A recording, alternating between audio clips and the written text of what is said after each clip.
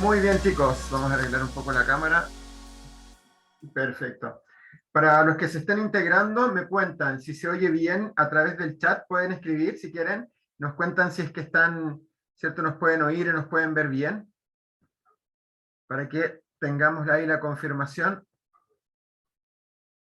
¿Se escucha mejor? Perfecto. Muy bien. Vamos a continuar. Entonces, ¿qué era básicamente lo que estábamos conversando? ¿Por qué estos programas? ¿Qué ocurre con los ejercicios linguales? Bueno, la historia es bastante particular. La historia de los ejercicios linguales en sí se origina básicamente con el trabajo, ¿cierto? El trabajo relativo a el desarrollo de estrategias de intervención mediadas, ¿cierto?, por este fortalecimiento de la musculatura lingual. Como todos lo conocen o como todos lo saben, básicamente este trabajo centrado en fortalecimiento de componentes musculares, fortalecimiento del músculo esquelético lingual, fortalecimiento del músculo esquelético velar, etc. En los años precisamente en los cuales fue desarrollado este tipo de estrategias, básicamente se presentaban un amplio cuestionamiento. ¿Por qué? Porque básicamente estas estrategias tenían una relación o una correlación en términos de su desarrollo con el desarrollo de estrategias de intervención más centradas en habla que en deglución. Eso fue un origen primero, más centrado en habla. Con el paso del tiempo empezamos a ver que la discusión en torno a la intervención de habla y deglución se centra en estos componentes bastante interesantes, como la especificidad de respuesta y estos componentes ya más propios de la estructuración de los sistemas de intervención. Especificidad de respuesta y también el establecimiento de programas de fortalecimiento, los cuales tendían a ser bastante específicos en términos de las características, tareas contra resistencia, programas objetivos de intervención, por eso aparecen estos equipos. ¿Pero qué ocurre con esto? Básicamente, con la evidencia en torno a habla, se descartó el uso de equipos como el dispositivo IOP para el trabajo en habla, pero continúa, ¿cierto?, como una interesante herramienta de intervención para deglución. Y ese es un aspecto muy interesante. ¿Por qué? Ya que la pregunta para nosotros es, ¿por qué una tarea como un ejercicio lingual isométrico es muy inespecífico para el habla? Es decir, no sirve para el habla, pero ¿por qué sí es, ¿cierto?, útil para el trabajo en deglución? Esa es la pregunta que debemos respondernos. Y aquí tenemos un aspecto muy interesante. Primero, las características en torno al habla, cómo se estructura el habla como función, que hacen que sea tan específica en su respuesta. Y obviamente esa respuesta la vimos en algunas presentaciones previas en torno a la especificidad del tipo de función. El habla es una tarea con patrones de reclutamiento de unidades motoras y fibras musculares y patrones de activación muscular muy específicos que requieren de movimientos de alta velocidad, de alta precisión y de alta motricidad fina, que prácticamente se logran de forma única con tareas verbales. Eso es la especificidad como principio de neuroplasticidad y de aprendizaje motor. Por ende, el habla requiere de tareas netamente verbales y cuando trabajamos componentes no cercanos al habla o tareas que no se aproximan tanto al habla, estas no son generalizables a esta función, tal como ocurre con los ejercicios linguales isométricos. Debemos recordar que el habla, en términos de sus características, es más allá de este patrón de requerimiento de alta motricidad fina, en alta velocidad, es una tarea que requiere de una ejecución en potencia, en velocidad de ejecución. Requiere de resistencia, de potencia, de muy baja fuerza. Este tipo de tareas es una tarea de ejecución lenta, más isométrica, centrada básicamente en la ejecución de tareas de fuerza, totalmente distinto a las características del habla y por ende muy inespecífica. Esa es una respuesta al por qué en habla no fueron tan útiles. Ahora, ¿por qué sí lo son en deglución? Porque se ha visto que en deglución la respuesta probablemente, a pesar de incluir la misma musculatura o componentes musculares, tiende a ser más inespecífica en términos de patrones como el reclutamiento de unidades motoras y fibras musculares, los requerimientos de una menor, ¿cierto? Un menor grado de motricidad fina, es un poco más gruesa, ¿cierto? O más gruesos son los requerimientos de glutorio. Es una tarea que no requiere de tanta velocidad de ejecución ni tanta precisión. Es más resistencia, baja fuerza, baja potencia. La dilución son componentes más isométricos, isocinéticos, por ejemplo, que los marcados componentes y desplazamientos relativos al habla, que podríamos caracterizar a lo mejor como un desplazamiento y por ende como una tarea más próxima a ejecuciones más isotónicas. Eso es un ejemplo. Desde el punto de vista de la especificidad, los ejercicios linguales al parecer podrían ser más beneficiosos para deglución. Y esto a lo largo del tiempo se ha ido evidenciando. Acá tenemos sustento en la evidencia. Se han ido evidenciando la respuesta de la lengua como cierta estructura, ¿cierto? Compuesta por músculo esquelético a este tipo de programas de fortalecimiento. La lengua evidencia, ¿cierto? Potenciarse en términos de fortalecimiento, se fortalece y aumenta su volumen con este tipo de tareas. Eso se ha logrado evidenciar, tenemos publicaciones en torno a esto. Pero de forma conjunta, se logra evidenciar que existe también una potenciación y un fortalecimiento de la musculatura suprayoidea. Y eso es lo que es bastante interesante para nosotros. La musculatura suprayoidea responde de forma conjunta con la lingual. ¿Qué es lo que sabemos hoy en día?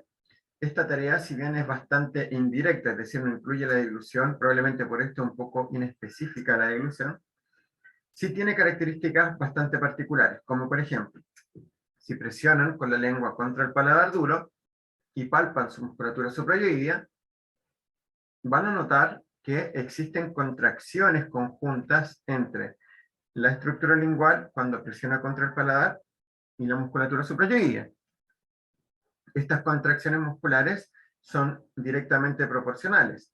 Es decir, si presionan al máximo, si presionan 100 con la lengua arriba y comienzan progresivamente a bajar el nivel de presión, se van a dar cuenta que en la medida que baja la presión lingual, baja la contracción también suprayoidea. Y si suben progresivamente, ocurre lo mismo, ¿cierto? Pero a la inversa. Esto es muy importante, porque esta ha sido la base con la cual se justifica y se fundamenta el uso de este tipo de estrategias también con el objetivo de potenciar la respuesta, ¿cierto?, de esta musculatura suprayoidea durante la deglución, favorecer, por ejemplo, el desplazamiento del complejo oviolaringio y la protección de la vía aérea mediante el uso de esta tarea. Un aspecto que también se ha estudiado mediante el uso conjunto durante la investigación de este subtipo de estrategias de electromiografía para evidenciar los patrones de activación de la musculatura suprayoidea y de forma conjunta el uso de, por ejemplo, la realización de análisis videofluoroscópicos, los cuales permiten, mediante la escala de penetración-aspiración, correlacionar estos fortalecimientos linguales y fortalecimientos suprayoideos con disminuciones, ¿cierto?, en la presencia de eventos penetrativos y aspirativos. Esto ha logrado, ¿cierto?, ser evidenciado.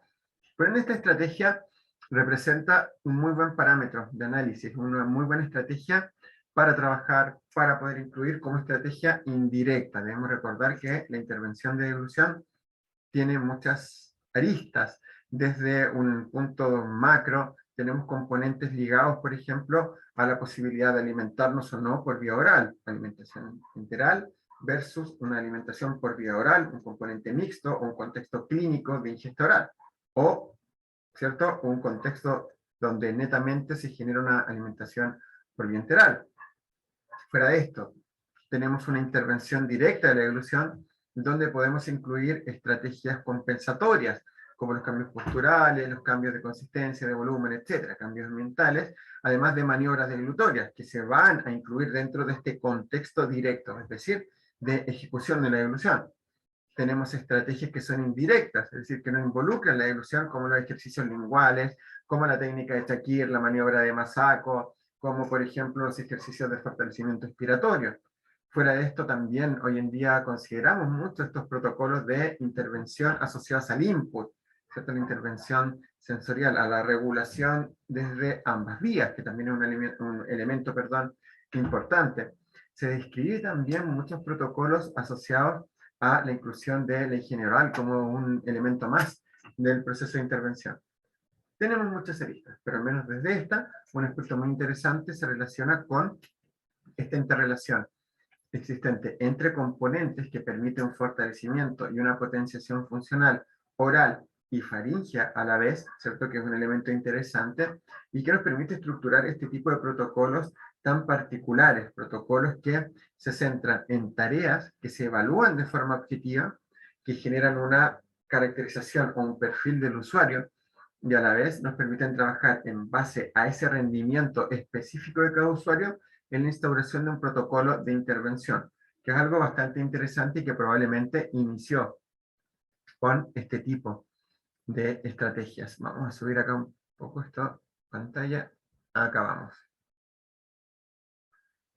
Esta discusión parte, tal como lo hemos visto en otras presentaciones, con estas publicaciones, como la realizada por Heather Clark el año 2003. Este análisis de los componentes, un aspecto interesante que ella propone en esta investigación, los principios que sustentan el fortalecimiento muscular, la delimitación de objetivos, mi objetivo es fuerza, resistencia, potencia, la selección de una dinámica muscular, la selección de cargas, es decir, cuán objetiva es mi evaluación y cómo selecciono las cargas de intervención de acuerdo al rendimiento del usuario, cargas, sobrecargas, progresión, repetición, tiempos de intervención y la especificidad como un factor para este desarrollo, básicamente desde esta época empieza a cobrar más relevancia, que es un aspecto que vamos a ver reflejado en este tipo de protocolos. Los ejercicios linguales isométricos en sí, ¿cierto? Tienen y presentan desde estos años, ¿cierto? Desde el 2000 al 2010, así como también lo podríamos ver desde tiempos un poco previos, hasta el año 2000 al 2003, una interesante evolución. ¿Qué es lo que genera esto? Tenemos mucha información. Acá tenemos una referencia muy interesante. Este libro que han referido acá abajo, de Shakir, Sterling, Belavsky, Postma, es un libro publicado el año 2013 que tiene un capítulo completo relativo a ejercicios linguales isométricos y toda la evidencia existente en torno a ello. ¿Qué es lo interesante de lo que encontramos acá? Básicamente habla un poco de estos patrones, ¿cierto? De estas características generales. La descripción de la tarea, descripción de sus incidencias y de la evidencia en torno a ellas, desde estos patrones de fortalecimiento lingual, fortalecimiento conjunto de la musculatura suprayoidea, incidencias sobre la musculatura suprayoidea, los patrones de desplazamiento complejo biolaringio y de protección de la vía aérea. Tiene una gran cantidad, un apartado bastante específico en términos de la evidencia, habla de estos principios de fortalecimiento muscular, habla también del programa y protocolo particular para los ejercicios linguales isométricos, el cual es muy interesante y vamos a revisar también, y también nos da una perspectiva bastante interesante en términos de su uso y su utilidad. Refleja ya desde estos años una interesante asociación entre estos ejercicios y ciertos patrones de potenciación funcional de glutoria, que es algo que deberíamos integrar. Acá probablemente tenemos un análisis bastante interesante también que debemos, ¿cierto?, realizar. Obviamente acá estamos hablando de un componente centrado en el output, en este componente motor. Estamos hablando de una tarea no deglutoria, indirecta, pero que en el contexto de intervención tiende a ser bastante interesante.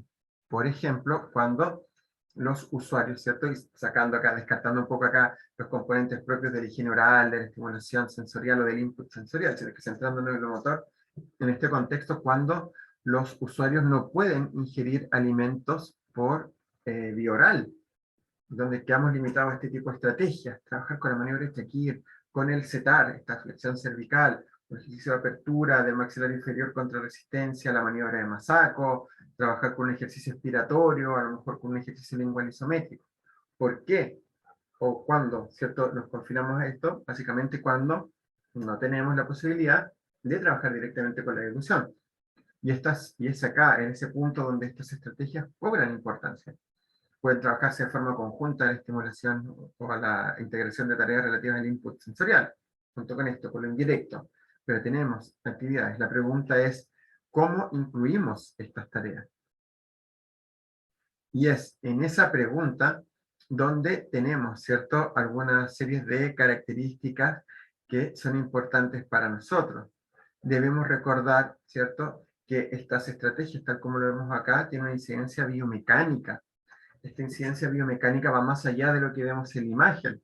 Un aspecto interesante, por ejemplo, si logro fortalecer la musculatura lingual, obviamente voy a probablemente potenciar el rendimiento funcional de este componente en sus distintas funciones, al menos en su control a nivel de los distintos desplazamientos en los diversos planos del espacio, que paradójicamente es algo que sí se logra evidenciar con esta tarea.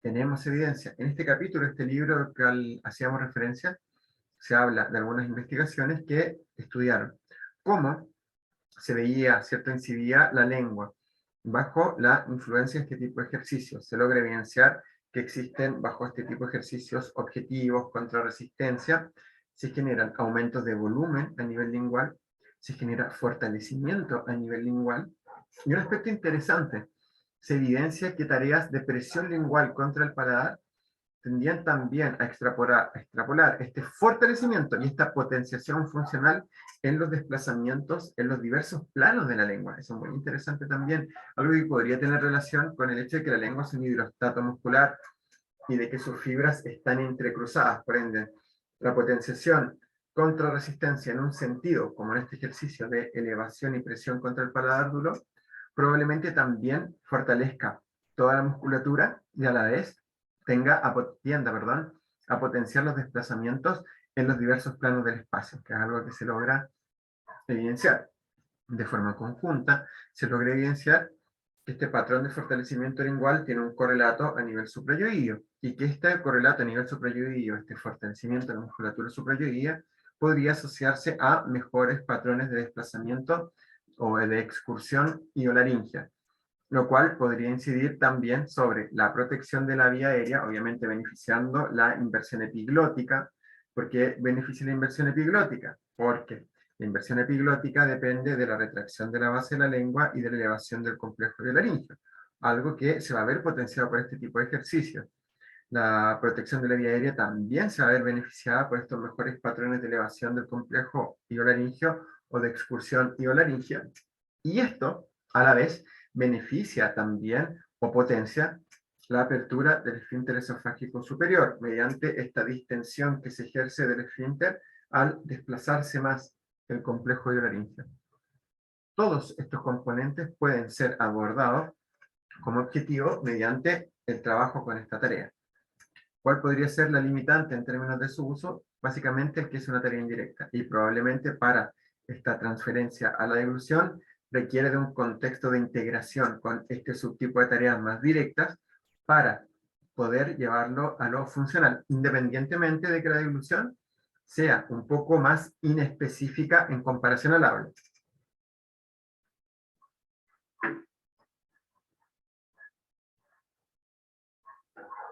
Por ende, ¿cuáles son las bases con las cuales se estructura este programa de intervención? Básicamente tenemos esta característica en particular. Son estrategias muy centradas en estos principios que ya hemos revisado muchas veces, pero que son básicamente característicamente, ¿cierto?, descritas como estrategias altamente objetivas, nos permiten evaluar de forma objetiva y determinar cargas o intensidades. Establezco el 100% del usuario, evalúo cuánto puede generar en términos de fuerza, por ejemplo, y genero un protocolo. Este protocolo centrado en la intensidad, esta objetividad e intensidad, es bastante interesante, porque si tengo un 100%, si tengo mi rendimiento máximo, puedo fijar también un 60%, un 80%, y con esto puedo ajustar mi protocolo de intervención a la evidencia. La evidencia habla de cargas mínimas para lograr cambios para determinadas tareas. La evidencia habla de cargas máximas de trabajo para evitar noxas o lesiones. Este 50, 60, hasta el 80% tiene un sustento en la evidencia. ¿Y qué es lo importante de esto? Básicamente tenemos información para evaluar de forma objetiva, obtener el 100, para establecer cargas y sobrecargas, es decir, cargas mínimas y aumentos de carga para seguir potenciando este fortalecimiento o potenciación funcional. Tenemos evidencia para establecer el número de repeticiones, la frecuencia con la cual voy a trabajar en una semana, por ejemplo, y cuántas semanas debo trabajar. Todo esto tiene evidencia y todo esto se utilizó para desarrollar este tipo de protocolos, algo que ha sido evidenciado de forma específica para el uso de ejercicios linguales isométricos. Se logra corroborar que los patrones de estructura en términos de selección de tareas, carga, sobrecarga, progresión, repetición, frecuencia y tiempo de intervención, descritos de forma global desde la fisioterapia, la medicina deportiva, también tenían un correlato a nivel fonoaudiológico en el uso de ejercicios linguales isométricos para el abordaje de la deglución. Y eso es muy interesante también. Que es básicamente nuestro objetivo, que es lo que nosotros buscamos cuando tenemos, ¿cierto? O estructuramos un programa de intervención, en este caso también con los ejercicios linguales isométricos, buscamos generar cambios conductuales, buscamos este fortalecimiento, buscamos esta potenciación funcional, que tenga un correlato, obviamente, en nuestro cerebro, que genere neuroplasticidad, respuesta neuroplástica, y por ende aprendizaje motor, sosteniendo esta respuesta a largo plazo. Eso es lo que nosotros buscamos con este tipo de tareas.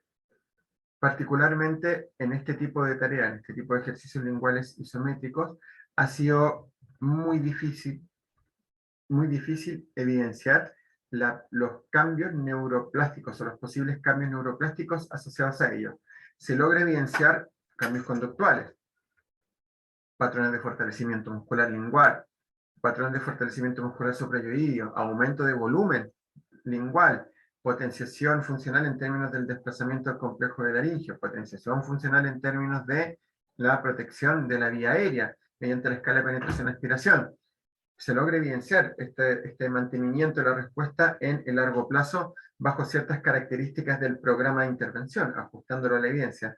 Pero la neuroplasticidad ha costado, no se ha podido todavía evidenciar, ¿cierto?, de forma fehaciente y que nos permita asegurar que este tipo de tareas genera cambios neuroplásticos. Aún no lo logran evidenciar. Probablemente a lo mejor nos falta todavía algún tipo de tecnología para ello. Pero al parecer, al menos desde el punto de vista de la estructuración de cambios y qué tanto se sostienen en el tiempo, la respuesta es bastante positiva.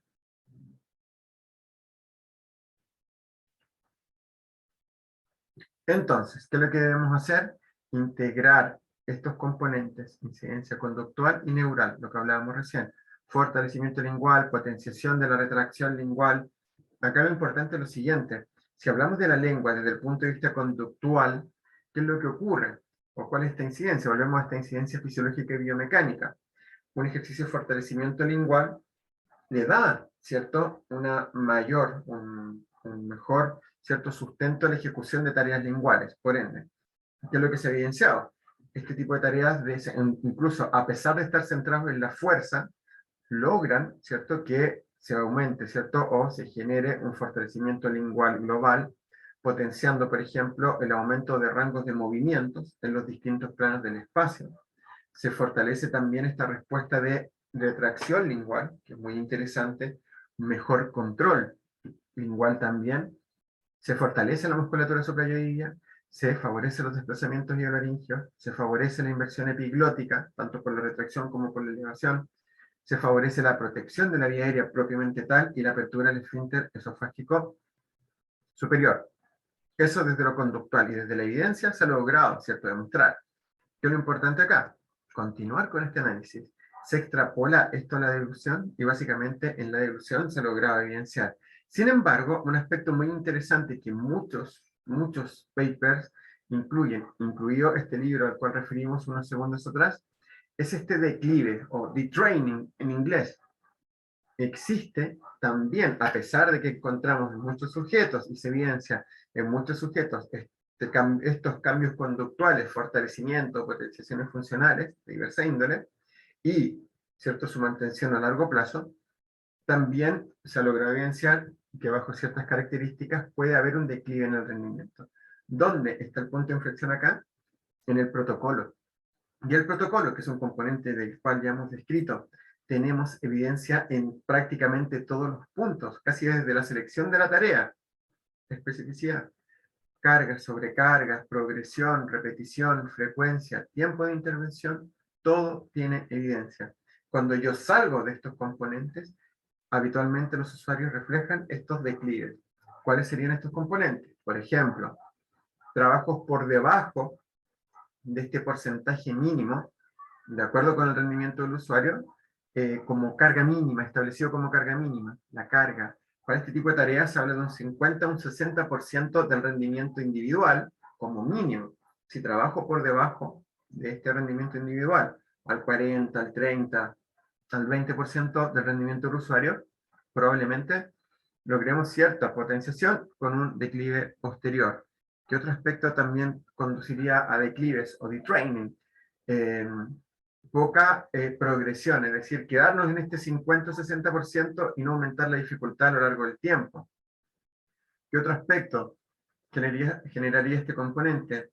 A lo mejor un bajo número de repeticiones, y un aspecto muy importante, un tiempo acotado de intervención.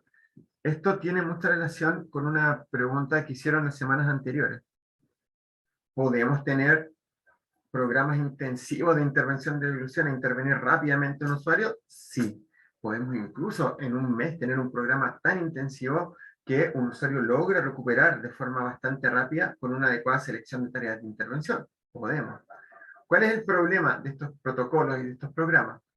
Básicamente que en términos de la respuesta del usuario son totalmente dependientes de dos factores. Uno, obviamente, de cuán específicas sean las tareas, de cuán objetivos puede ser también la evaluación. Tenemos esta posibilidad de incluir cargas, sobrecargas, progresiones, pero también dependen de dos factores muy interesantes: la frecuencia con la cual van a trabajar y el tiempo.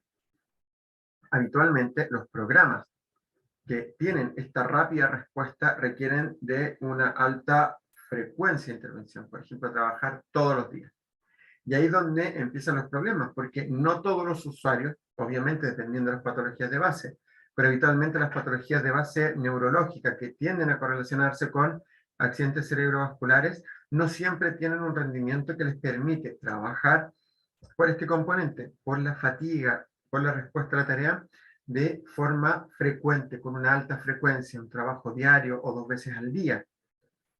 Tenemos evidencia interesante. Este tipo de protocolos, por ejemplo, basa su estructuración en la evidencia universal, incluso de otras áreas, periodos de 8 semanas de entrenamiento, donde se trabaja día por medio. ¿Por qué día por medio?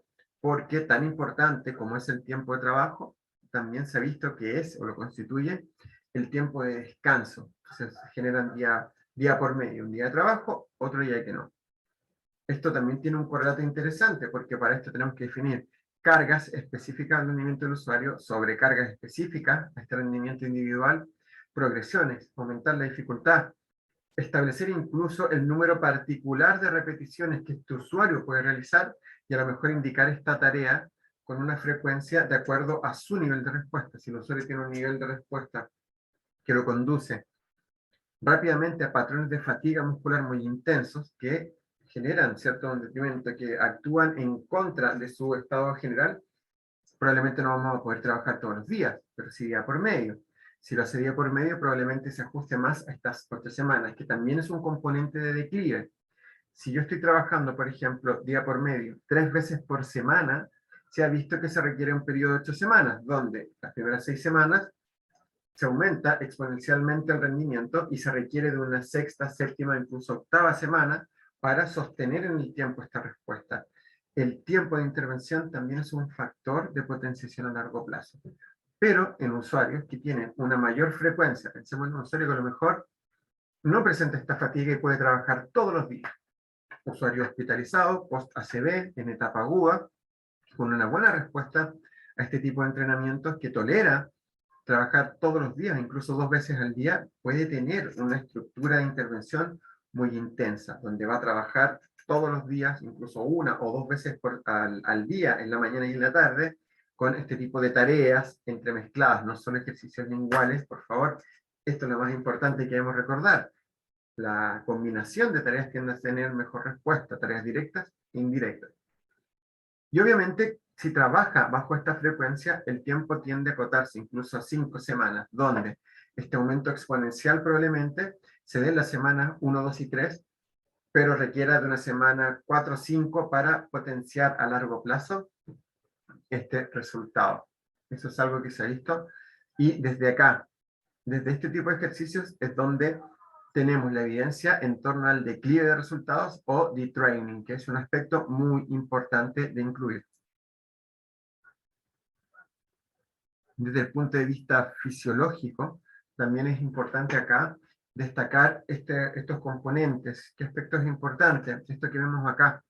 Esta imagen que nosotros vemos acá fue seleccionada específicamente, no tanto por los contenidos que tiene ahí, sino que por la estructura. Fíjense, la lengua, en la relación que tiene con el maxilar inferior, y miren abajo, la lengua tiene interrelaciones directas con el hueso yoides. Estas interrelaciones, al parecer, son las que generan estos patrones de contracción conjunta. Y por ende, este tipo de tareas tendría esta incidencia global sobre todos estos elementos, que son aspectos importantes a la hora de intervenir. Y obviamente, para este desarrollo, hemos visto a lo largo del tiempo la inclusión de una serie de dispositivos. Acá hay un punto que debemos recordar que es muy interesante también. Estamos viendo el equipo IOP. Esa es la válvula que utiliza el equipo IOP. El equipo IOP en sí, esa válvula se corta y ese tubo se conecta al equipo, y eso es lo que permite también, una vez que generamos esta presión sobre esta válvula llena de aire, que este aire ingrese al equipo, lo transduce y ocupa este display lumínico con este número, ¿cierto? Este display numérico para indicarnos un nivel de presión, que es lo que van a hacer ahora. Esa es la tarea. Nos indica un nivel de presión, el cual nos permite establecer un máximo, como en este caso, 42 kilopascales, y obviamente el equipo después se programa para trabajar este 60-80% utilizando este display lumínico, o este semáforo que va de rojo a verde.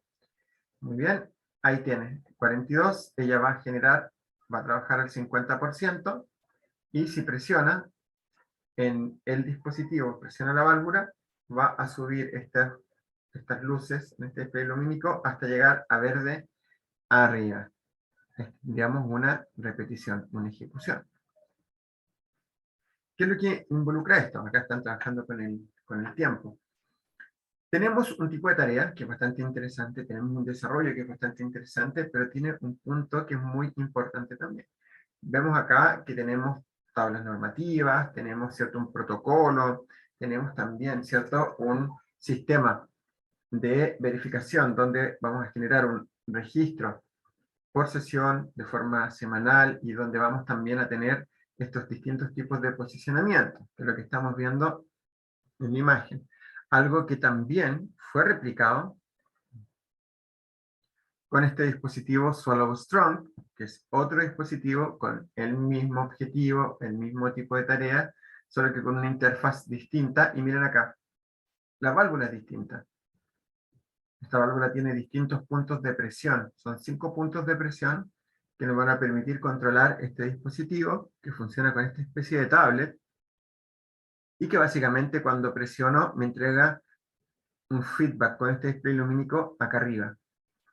También en kilopascales. Vamos a revisar, y ahí se está presionando. Presiono, y me da el feedback lumínico del nivel de presión. Otro componente bastante similar. Y ojo acá, que a la derecha tenemos el video marketing del dispositivo EMG One. Un aspecto muy interesante es que hemos también utilizado este dispositivo para la medición de los niveles de contracción supra cuando se ejecuta una tarea de presión isométrica contra el paladar, sin la necesidad de utilizar un dispositivo tipo IOP, que es bastante interesante.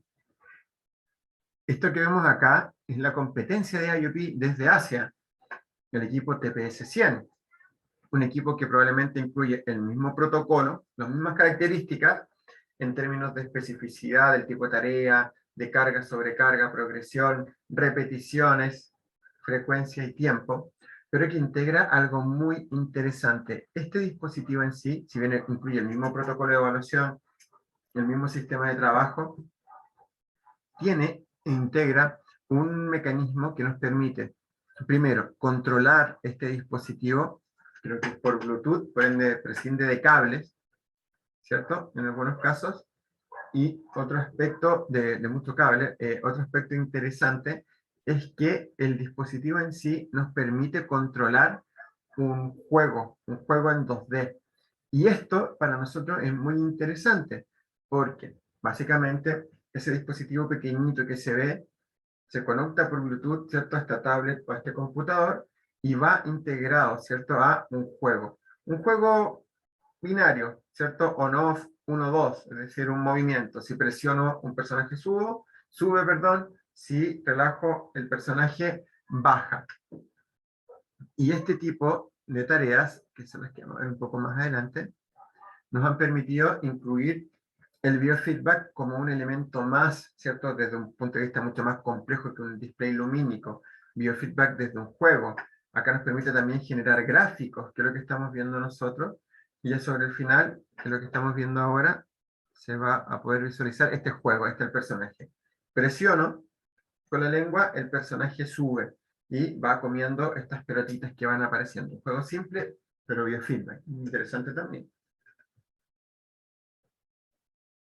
Y finalmente, este último dispositivo, el Tango Meter, que es otro dispositivo que básicamente ha revolucionado un poco el tema de los dispositivos relativos a ejercicios linguales isométricos. ¿Por qué?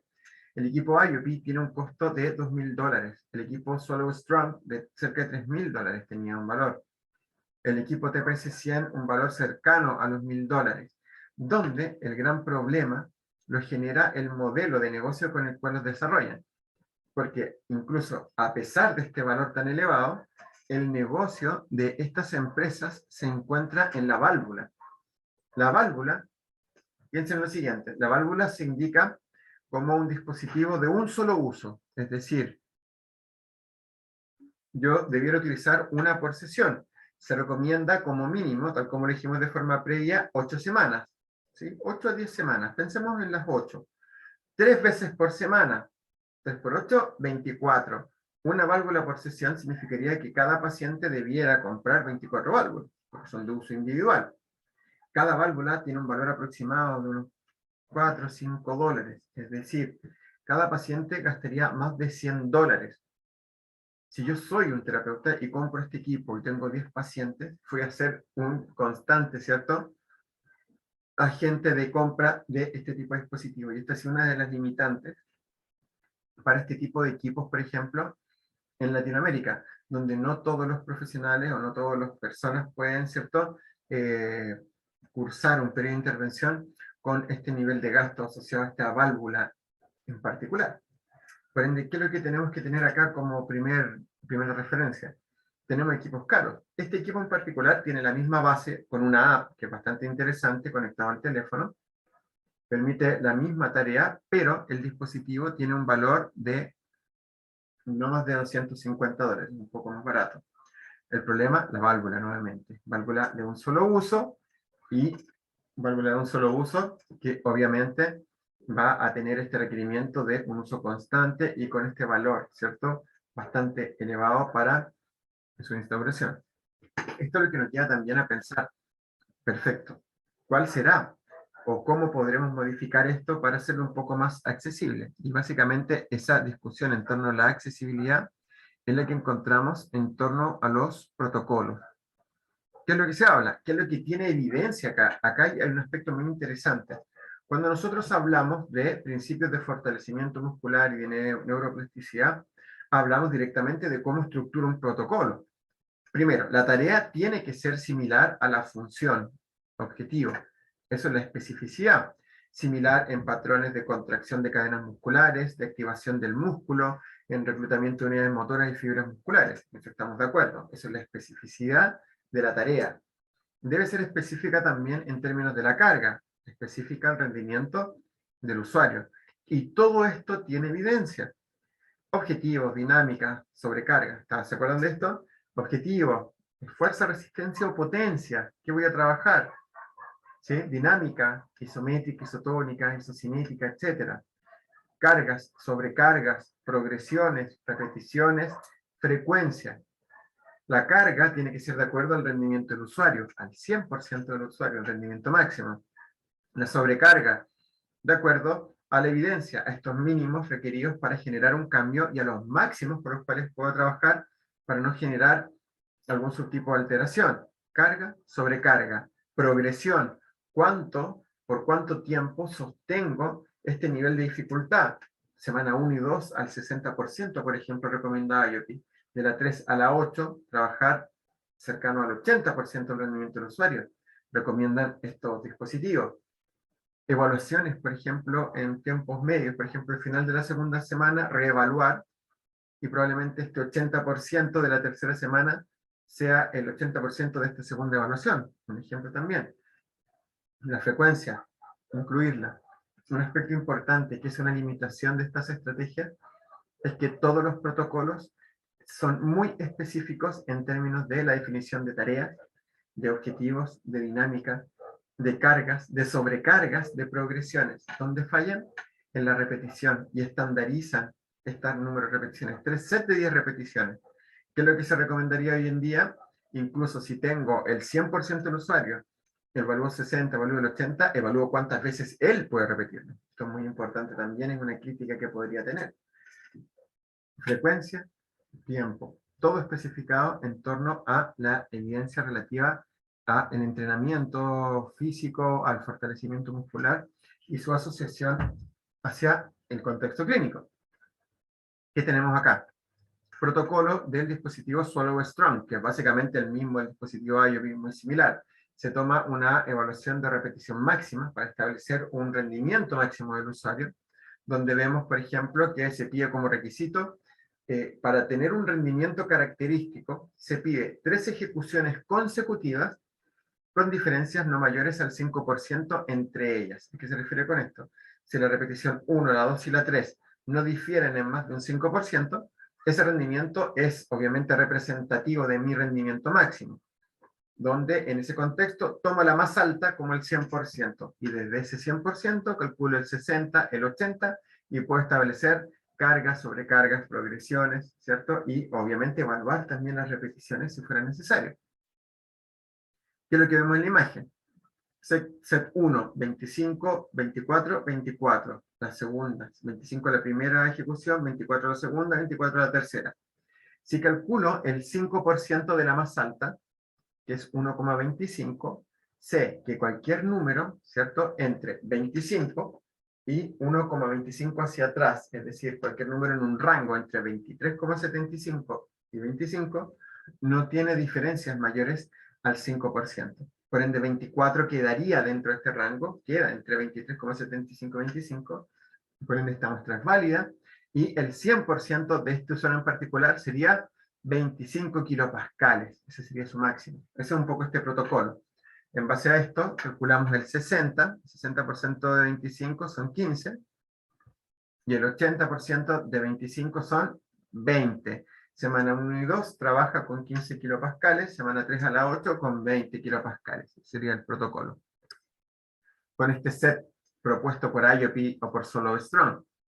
3 sets de 10 repeticiones, ¿cierto? 3 veces por semana durante 8 semanas. Esto todo basado en la evidencia relativa a la medicina deportiva, a la fisioterapia, al entrenamiento físico, y corroborable también, y corroborado en términos de las primeras investigaciones para los ejercicios linguales isométricos, que es un aspecto bastante interesante. Tiene mucho soporte en términos de la evidencia, de cómo establecer la tarea, de cómo establecer los protocolos de intervención.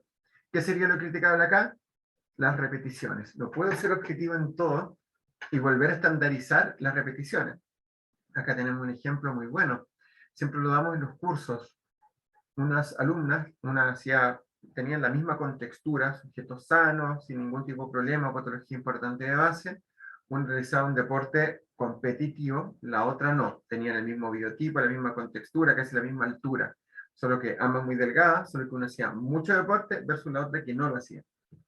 En un contexto de evaluación lingual isométrica, una logró como 100% isométrico, 180 segundos de presión lingual máxima, tiempo máximo de presión lingual máxima contra el paladar, 180 segundos, sin ningún problema, muy bien ejecutados, sin molestia.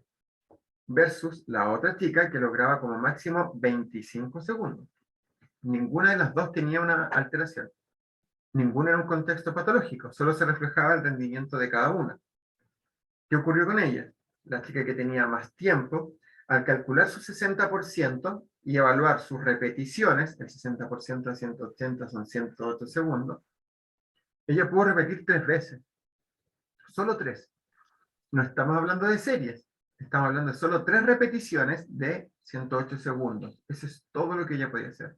Versus la otra chica que lograba realizar 10 a 12 repeticiones de su 60%, que eran aproximadamente 15 segundos. Es decir, una obtuvo un tiempo, una tarea isométrica muy larga, con muy poquitas repeticiones, la otra tuvo un tiempo mucho más acotado en este 60%, pero lograba repetir más veces. ¿Qué refleja esto? Primero, de este ejemplo se reflejan varias cosas. La primera, las repeticiones tienen que ser un parámetro objetivo a evaluar por usuario. No podemos estandarizar. Si estamos saliendo hacia la objetividad, salgamos con todo. No dejemos puntos o cabos sueltos, donde estandaricemos nuevamente el tipo de tarea que va a realizar. Y segundo, este tipo de tarea tiene una característica muy particular. A pesar de que todas las empresas han generado tablas normativas, las tablas normativas para los equipos IOP, Solvo Strong, TPS-100 o incluso para este último dispositivo que hacíamos referencia ahora, evidencian una única gran característica. Existe una alta variabilidad en el rendimiento relativo a la presión lingual isométrica entre los sujetos. ¿Cómo se evidencia esto? Por ejemplo, primero, las tablas normativas para los sujetos de Estados Unidos tienen desviaciones estándar muy amplias, que incluso salen de este rango e incluyen rangos de otros rangos etarios. Existe variabilidad entre distintos rangos etarios, entre distintos países, variabilidad por sexo, las mujeres versus los hombres. Tenemos una gran cantidad de componentes que reflejan esta variabilidad. Donde vimos un ejemplo, los valores normativos para la población de Estados Unidos tendían a ser mucho más bajos que aquellos obtenidos para los sujetos de Países Bajos. Cuando se comparó, los valores normativos de Brasil fueron mucho más bajos que los de Estados Unidos, y por ende más bajos que los de Países Bajos también. Cuando lo estudiamos en Chile 2 veces, buscando valores normativos, tuvimos valores muy por debajo de Brasil, y por ende muy por debajo de Estados Unidos, y muy por debajo de Países Bajos. Por ende, ¿qué tenemos acá como lección? Al parecer, este componente geográfico también incidiría, probablemente por el biotipo, por las características de el lenguaje o la lengua de cada país, podría incidir el tipo de alimentación, no lo sabemos. Biotipo, en general, incidiría sobre este patrón de respuesta y por ende sobre el valor normativo. Si lo quisiéramos ajustar, cada país requeriría de un valor normativo particular en términos de los ejercicios linguales isométricos.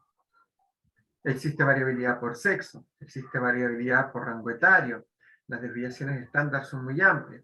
Esto también nos quiere decir algo muy interesante, es que independiente de esto, de que no podamos establecer un patrón, una norma, sí tenemos una característica muy importante. Lo más importante en cualquier tipo de tarea de fortalecimiento es el ajuste a el rendimiento particular de cada usuario. Por eso tenemos que tener primero tareas altamente específicas hacia la función que puedan ser evaluables. Habitualmente estas tareas son contra resistencia, se genera una evaluación objetiva, ya sea fuerza, como ocurre acá, pero también tiempo. Podemos cambiar esta evaluación de kilopascal al tiempo máximo de presión máxima, que era lo que nosotros le indicábamos recién. Una forma muy bajo, de muy bajo costo, es tiempo máximo de presión máxima, ¿cierto? Lingual máxima contra el paladar. ¿Cómo lo puedo verificar? Palpando. Lo más simple, palpo la musculatura superior durante la ejecución, pido tiempo máximo de presión máxima y voy verificando que mantenga esta presión máxima y que no deje hacer la tarea, contando el tiempo. La misma tarea con muy bajo costo, y no necesitamos ya estos $2000. Si tengo un poco más de tecnología, estos dispositivos tipo electromiógrafos cuestan menos de $400 actualmente, tienen aplicaciones en el teléfono, podemos utilizarlo como medida de verificación y también podemos contar el tiempo y tenemos un tiempo máximo. Aplicamos este protocolo en particular, lo tenemos, podemos hacerlo. Lo importante está en que esto sea objetivo en el tiempo o los kilopascales, objetivo en el establecimiento de cargas, 60 al 80%, objetivo en el establecimiento de sobrecargas, 60% semana 1 y 2, 80% semana 3 a la 8, objetivo también en el establecimiento de estas cargas, sobrecargas, progresiones, establecimiento de repeticiones, cuántas veces puede repetir esta tarea el usuario, y obviamente también ajustado a la evidencia en términos del tiempo. Y definimos frecuencias y tiempo de acuerdo al rendimiento del usuario. Todos los días, día por medio, damos de descanso un día o el fin de semana, dependiendo de la respuesta. Dependiendo de esta frecuencia, también dependerá el tiempo de intervención. Y un aspecto importante, por sí sola ninguna tarea es tan resolutiva. Probablemente esta tarea va de la mano de muchos componentes que debemos incluir, como por ejemplo, los principios que sustentan el aprendizaje sensorio-motor, la variabilidad como principio. Tenemos que tener un contexto favorecedor. ¿Y qué contexto favorece el aprendizaje motor? La variabilidad de contextos, hablando de la intervención global, pero también la variabilidad de tareas por objetivo.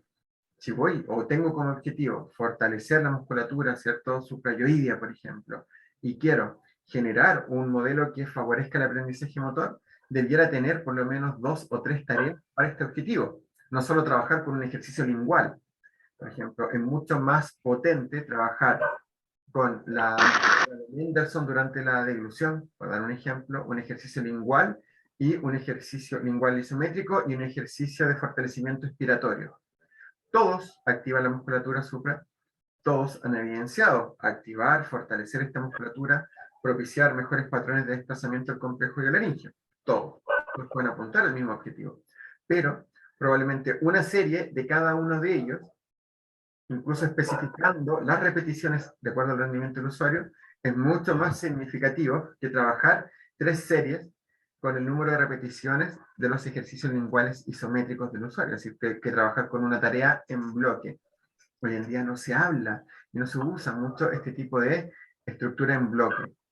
3 series de 3 repeticiones o 3 series de 3 sets de 10 repeticiones de un ejercicio lingual isométrico. Probablemente no. Probablemente hacemos una serie con el número de repeticiones que el usuario pudo hacer de su 60% y con eso basta y sobra. La segunda serie va a ser otra tarea distinta, como un ejercicio expiratorio, y la tercera otra tarea distinta, como una deglución con la maniobra de Mendelssohn, por ejemplo. Eso sería lo recomendado. Aspectos que queríamos ejemplificar en esto. Este es el modelo NMD, que es el modelo que desarrollamos nosotros, donde cambiamos esta tarea medida por un equipo IOP por una tarea de tiempo máximo, de presión lingual máxima contra el paladar duro. Entonces, esta muestra 1, 2 y 3 ya no son kilopascales, son segundos, tal como lo vemos en la imagen. Diferencias no mayores al 10% entre ellas. Y así calculamos esta serie de componentes y lo podemos aplicar, ¿cierto?, a la ejecución de una tarea objetiva de muy bajo costo que podemos implementar, ¿cierto?, bajo este modelo NMD para estructurar programas de intervención desde esta perspectiva, objetivos para la intervención de trastornos de la deglución.